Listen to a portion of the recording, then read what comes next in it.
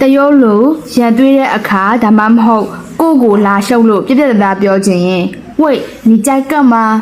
ဝိတ်你在干嘛ဝိတ်你在干嘛ဟဲ့နေပါလို့နေရလဲ别烦我离我远一点别烦我离我远一点别烦我离我远一点别烦我离我远一点ငါ့ကိုလာမရှုံးနဲ့ငါ့အနာကဝေးသွားစမ်း哎呦生气了吗哎呦生气了吗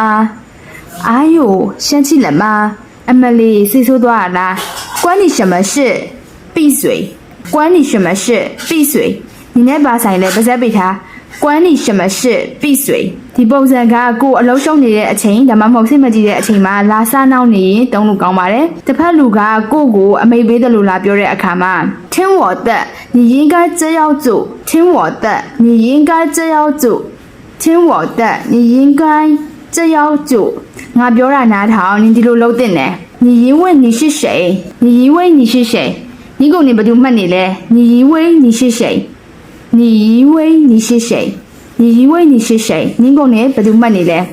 我是在帮你啊我是在帮你啊我是在帮你啊我是在帮你啊ငါကနင်းကိုကူညီနေရလေ我是在帮你啊我不需要别跟我说话我不需要别跟我说话我不需要别跟我说话我不需要别跟我说话ငါမလို့ခြင်းဘူးငါ့ကိုစကားလာမပြောနဲ့ကိုထက်သားတယ်လို့ဘာလို့နဲ့လာစရာလောက်တဲ့သူကိုပြန်ပြောလို့ရပါတယ်တစ်ဖက်လူရဲ့အပြုတ်မှုကိုစိတ်ပြတ်ကြောင်းပြောခြင်းရင်真讨厌你有病吧တကယ်စိတ်ပြတ်ဖို့ကောင်းတာပဲ你ယူနေလား真讨厌你有病吧真讨厌你有病吧开个玩笑吗နောက်တာပါဟာ开个玩笑吗开个玩笑吗开个玩笑吗နောက်တာပါဟာ一点都不好笑烦死了你那里妈没一样我心情不高来的一点都不好笑烦死了一点都不好笑烦死了